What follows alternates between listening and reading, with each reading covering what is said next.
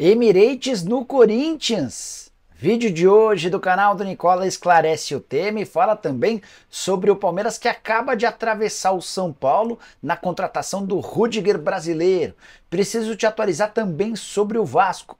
Tenho a chance de um pacotão de reforços nessa última semana da janela de transferências. Tudo sobre Rafael Cabral, super cobrado pelo torcedor do Cruzeiro. Já o Flamengo se prepara para a venda de uma joia. No São Paulo, informação importante que envolve patrocínio de marca mundial. Tudo isso e muito mais a partir de agora.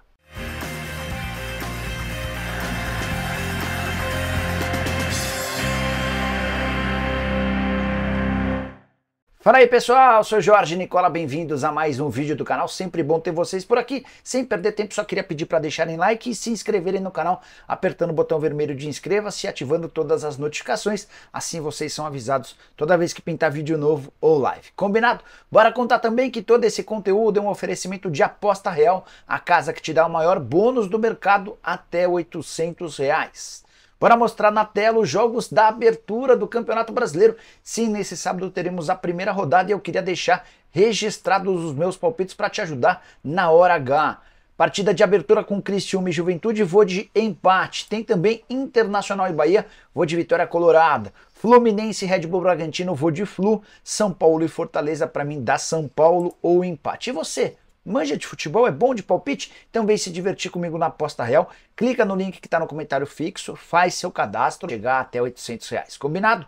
Bora começar o vídeo com aquele tradicional giro de notícias e a primeira informação é sobre o Botafogo, que assim como o Grêmio se complicou na Libertadores da América. Derrota por 1-0 nessa quinta-feira para a LDU em Quito. Nenhum ponto conquistado. Depois de 6 disputados, o Grêmio e o Botafogo vão precisar fazer uma campanha de recuperação espetacular, com 10 ou 12 pontos conquistados nessas últimas 4 rodadas para garantirem acesso para a próxima fase da Libertadores. Já Flamengo versus Palestino, na última quarta-feira, rendeu à TV Globo 31 pontos de média no Rio de Janeiro. 53% das TVs ligadas em TV aberta estiveram na Globo. Importante contar que esse resultado é 6 pontos maior do que a média que a Globo obteve nas últimas 4 quartas-feiras no mesmo horário.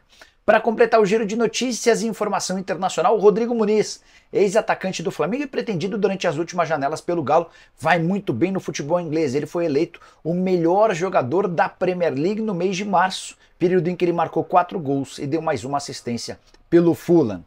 Quero te falar agora sobre o Flamengo. O rubro-negro pretende vender uma joia das categorias de base na metade do ano. Só para explicar um pouquinho do planejamento do Flamengo. O rubro-negro prevê uma necessidade de vendas de atletas para totalizar sempre 3 milhões de reais. É isso que estabelece o planejamento financeiro do Flamengo. Até aqui, com as saídas do Otávio, do Mateuzinho e do goleiro Santos, o rubro-negro já embolsou na casa dos 50 milhões de reais. A ida do Thiago Maia para o Internacional também vai assegurar pouco mais de 10 milhões de reais. O restante deve vir com a transferência de um jogador formado na base que já faz parte do profissional. Isso porque no planejamento do Tite com a diretoria, entre vender as estrelas do time ou vender algum garoto, a preferência é por vender atletas jovens. Os atletas, os jogadores da base que foram promovidos ao time principal que poderiam garantir boas negociações são Lohan, esse talvez a principal estrela da companhia, o Matheus Gonçalves, o Vitor Hugo, o Wesley e o Igor Jesus. E a pergunta que eu queria deixar para vocês, de todos esses atletas, qual seria aquele que menos faria falta? Se você na condição de dirigente tivesse proposta por todos, venderia quais deles? Usem o espaço para comentário e expliquem as suas justificativas. Só para arrematar, o Flamengo recentemente recebeu sondagens e propostas por Arrascaeta, Pedro, Pulgar e preferiu mantê-los, até por isso há a necessidade da venda de um jogador jovem. Quero falar agora sobre Rafael Cabral, apontado pelo torcedor cruzeirense como o grande culpado no empate em 3-3 do Cruzeiro contra o Alianza da Colômbia. Resultado catastrófico na noite dessa quinta-feira pela Sul-Americana no Mineirão. O Cruzeiro chega a abrir 3-0 e no segundo tempo toma 3 gols. O Rafael Cabral falha feio no segundo gol. Importante contar que antes mesmo da bola rolar, quando os jogadores eram anunciados no telão do Mineirão, o Rafael Cabral e o Nery já eram bastante vaiados. Com a falha no gol, o Rafael Cabral passou a ser cobrado, vaiado, xingado por torcedores toda vez que pegava na bola. Gol do Alianza, inclusive, saiu no finalzinho da partida. Só para contar um bastidor importante envolvendo o Cabral, goleiro que no início desse ano, na virada de 2023 para 2024, foi procurado pelo presidente do Santos, Marcelo Teixeira. A ideia do Teixeira era levá-lo para o Santos para que o João Paulo fosse negociado. Na oportunidade, o Cruzeiro, além de rejeitar a proposta pelo Rafael Cabral, ainda lhe concedeu aumento. Então, Cabral, que está desde 2022 no Cruzeiro e não tinha tido reajuste salarial por conta dessa procura do Santos, acabou tendo o seu salário aumentado. Vínculo se encerra em 31 de dezembro e há uma pressão muito grande, vinda de fora para dentro, para que o Rafael Cabral volte para o banco de reservas. Quero falar agora sobre uma contratação do Palmeiras, informação exclusiva. O Verdão acaba de atravessar o São Paulo e vai fechar nessa sexta-feira contrato com um zagueiro de 19 anos de idade, brasileiro, que é apelidado de Rudiger daqui, só para vocês entenderem. O Eliberto, o nome do jogador, 19 anos de idade, é muito parecido com o Rudiger, jogador de 31 anos da seleção alemã e do Real Madrid. Atleta que foi descoberto numa peneira no ano passado, enquanto o time dele se preparava para a disputa da Copa São Paulo de Juniores. Tanabi foi o responsável por descobrir esse passou a ser disputado por vários clubes grandes. São Paulo tinha negociações praticamente fechadas para contratá-lo para o time sub-20. O Palmeiras, através do João Paulo, gerente das categorias de base do Verdão, atropelou o tricolor e fechou a contratação do atleta, que vai assinar um contrato para primeiro atuar na base, mas no futuro não tão distante integrar o time principal. Ele, inclusive, já trabalhou com o time de cima do Palmeiras num treino recente, sob os olhares de Abel Ferreira. Negociação que foi conduzida pelo Marcelo Robalinho, que é o dono da Thinkball, uma das empresas de agenciamento mais conhecidas do futebol nacional. Só para arrematar, sobre o Rudiger brasileiro, atleta que vai ter a oportunidade ainda nessa temporada de ser testado no time de cima. Esse é o planejamento do Palmeiras. Foi esse um dos motivos que fizeram o Rudiger escolher pelo Palmeiras em vez do São Paulo. Jogador de muita velocidade, rapidez no raciocínio e também qualidade com a bola nos pés. Só para completar sobre o Palmeiras, queria contar que na vitória por 3-1 contra o Liverpool do Uruguai, nessa quinta-feira, Libertadores da América, o Allianz Parque recebeu 28 mil torcedores. O Abel ficou um pouco frustrado. Ele disse na entrevista coletiva pós-jogo que tinha a expectativa de um estádio cheio. E quem foi até o Allianz assistiu a uma grande atuação do Messinho, que foi titular e marcou seu primeiro gol com a camisa alviverde no time profissional, tudo isso com apenas 16 anos de idade, o que lhe rendeu várias manchetes nos jornais espanhóis. Muita gente pedindo, exigindo lá na imprensa espanhola que Barcelona e Real Madrid acelerem o processo de contratação desse atleta antes que o Messinho, também conhecido como o Estevão William, se mude para outro time de um país diferente da Europa. Quero falar agora sobre o Vasco da Gama e o pacotão Cruz Maltino. O Vasco pretende usar essa última semana de janela doméstica de contratações para se reforçar e pintaram nas últimas horas, ao longo da quinta-feira, 3 nomes. Primeiro deles, o volante Hugo Moura, que pertence ao Atlético Paranaense. O segundo, Eric Ramírez, também volante do Red Bull Bragantino. O terceiro, o atacante Eric Pulga, do Ceará. Quero começar falando sobre o Hugo Moura, informação divulgada pelo Hassan Neto, jornalista da Band no Paraná. Proposta do Vasco giraria na casa dos 2 milhões de euros ao Atlético Paranaense, ainda sem uma resposta. O Grêmio recentemente já havia tentado a contratação do Hugo, mas contratar atletas do time de Bragança.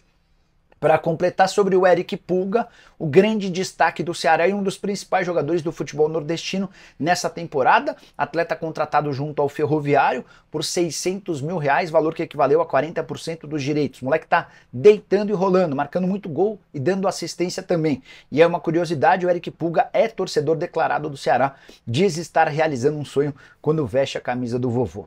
Só para completar sobre o Vasco, especulações de que em 2025 um novo fornecedor de material esportivo estará cuidando da camisa do Vasco. Hoje a favorita seria a Puma. Quero falar agora sobre patrocínio no São Paulo, tem algumas informações importantes. A primeira delas, exclusiva, o São Paulo tem negociação avançada com uma das maiores marcas do mundo. Essa informação me foi confidenciada por uma pessoa do mercado e ratificada por dirigente do São Paulo. O nome não pode ser revelado até agora, faltam alguns detalhes burocráticos, mas nada que impeça o acordo. Importante contar que essa marca gigante no mundo não fará parte do uniforme. Tentei entender o modelo adotado pelo São Paulo, essa pessoa não quis dar mais detalhes. O que ela disse é que esse acordo se inspira em parcerias que grandes clubes no mundo fazem, especialmente lá na Europa. Então o São Paulo e essa marca gigante preparam um anúncio importante que vai garantir bastante dinheiro. Nicola, e o patrocínio na manga, que na semana passada o Eduardo Toni, o diretor de marketing do São Paulo, havia prometido. Não vai rolar para essa semana, detalhes burocráticos, aquela questão também da diligência em relação à parceira, ainda não foi concluída, e a expectativa do São Paulo é de que na próxima semana esse patrocínio na manga possa ser anunciado. Vale a lembrança também de que a Fatal Model, empresa que recentemente procurou o São Paulo oferecendo 20 milhões de reais pela barra traseira da camisa, o acordo já foi desfeito, ou a negociação já foi cancelada, encerrada. O São Paulo entende que a presença da Fatal Model no uniforme tricolor poderia espantar a chegada de novos parceiros importantes. Quero falar agora sobre o Corinthians, com novidades em Corinthians e Emirates. Vale a lembrança de que na quarta-feira, o Ulisses Costa, comentarista do programa Jogo Aberto da Band, já havia sinalizado algo nesse sentido, afirmando que árabes estiveram na Neoquímica Arena. Presidente Augusto Melo não confirma nem desmente. Ele participou nessa semana do programa Os Donos da Bola e admitiu conversar com 4 grandes empresas. Ninguém sabe ao certo qual modelo de negociação, que tipo de parceria poderia ser montada. Patrocínio Master, não dá para imaginar, o Corinthians acaba de fechar com a VideBet por 120 milhões de reais. Então essas empresas como a Emirates, do estádio do Corinthians, dos name rights do estádio, chegou à conclusão de que esse valor pode ir de treinamento por mais 250 milhões de reais. Tudo isso está sendo debatido, o Corinthians trabalha para conseguir o mais rápido possível a maior quantidade de receitas. Ainda falando sobre receitas, queria contar que nessa quinta-feira o ex-presidente André Sanches esteve no Parque São Jorge e pediu uma reunião com o atual presidente Augusto Melo.